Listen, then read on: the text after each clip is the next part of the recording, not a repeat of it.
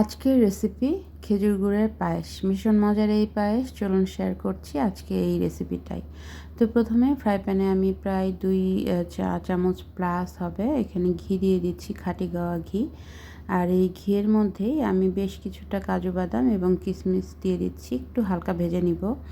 কারণ পায়েসের মধ্যে কিন্তু কাজু বাদাম এবং কিশমিশ ভেজে দিলে, বিশেষ করে ঘিতে ভেজে দিলে খুবই মজার একটা ফ্লেভার আসে, ভালো লাগে।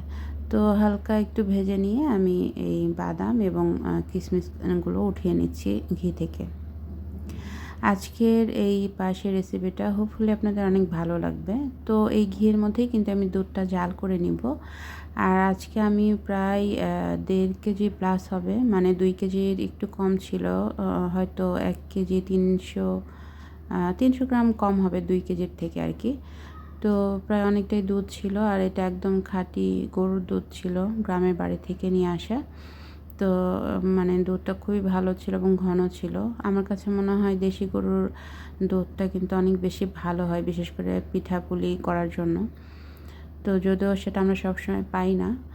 তো দুধটা আমি দিয়ে এখানে বেশ কিছু সময় একটু জাল দিয়ে নিব। আর এদিকে যেটা করব সেটা হচ্ছে আমি প্রতি কেজির জন্য 1 মুঠের মতো, তো এখানে প্রায় 2 মুঠের একটু বেশি হবে চাল দিয়ে দিয়েছি।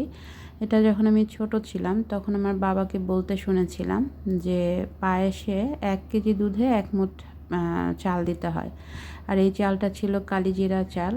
তো চালটা আমি কিন্তু 2-3 বার ভালো করে ধুয়ে জল দিয়ে কিছু সময় ভিজিয়ে রেখেছিলাম। আর এরপরে জলটা ছেঁকে নিয়ে 1 চা চামচ খাঁটি গাওয়া ঘি দিয়ে আমি কিন্তু চালটা খুব ভালো করে মাখিয়ে রাখছি।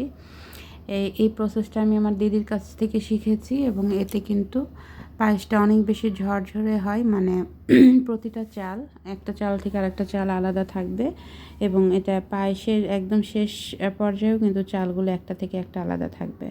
তো ঘি দিয়ে মাখিয়ে আমি চালটা আলাদা সাইডে একটু রেখে দিলাম। আর এদিকে আমি দুধটা জাল করে নিচ্ছি আর দিয়ে দিলাম 3টা সাদা এলাচ, একটু মুখটা ফাটিয়ে দিলাম তাতে করে ফ্লেভারটা ভালো আসবে।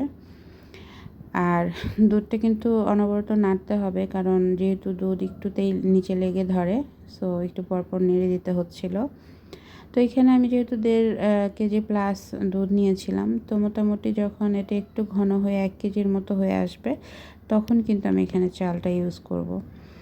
তো সেই পর্যন্ত একটু ওয়েট করতে হবে, কারণ দুধটা জাল দিয়ে একটু ঘন করে নিব আমি, তারপরে চালটা এখানে দিব।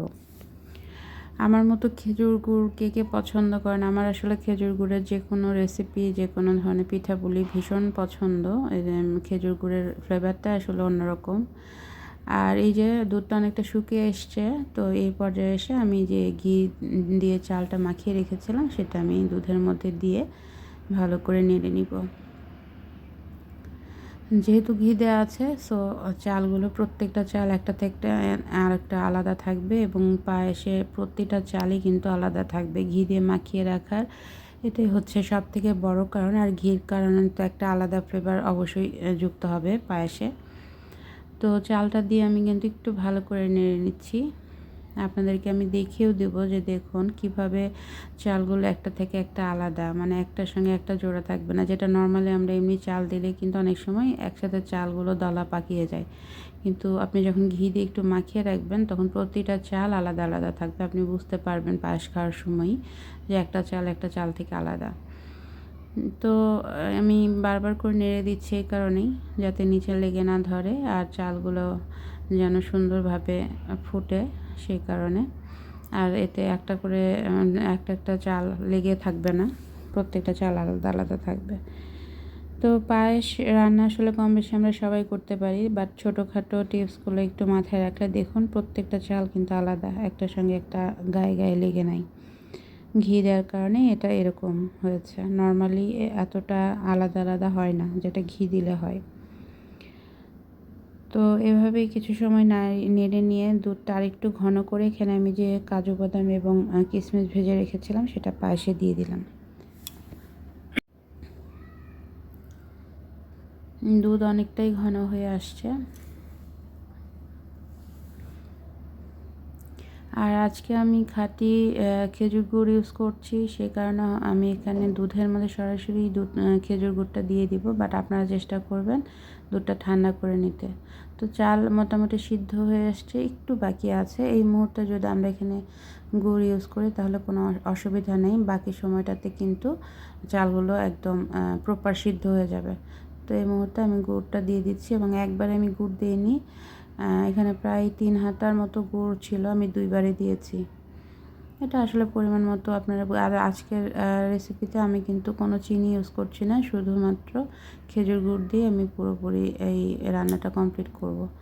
তো একটু নাড়াচাড়া করে নিয়ে এখানে আমি আরও কিছুটা পরিমাণ গুড় দিয়ে দিব, কারণ এই গুড়টা যথেষ্ট ছিল না, এই জন্য আরেকটু দিয়ে দিলাম। আর খেজুর গুড় দিলে পায়েসে যে কালারটা হয় এটা আসলে এত বেশি লোভনীয়, মানে দেখলেই মনে হয় খেয়ে নিই, এত মজার।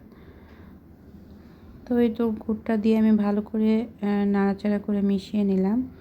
আর এই মুহূর্তে কিন্তু দুধটাও বেশ অনেকটা ঘন হয়ে আসছে।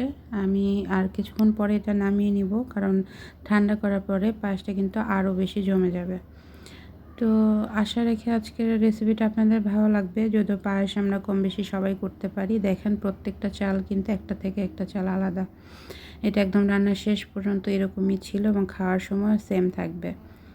তো আপনাদের কাছে আমার আজকের রেসিপিটা কেমন লাগলো অবশ্যই জানাবেন। থ্যাংক ইউ সবাইকে পাশে থাকার জন্য। ভালো থাকবেন সবাই।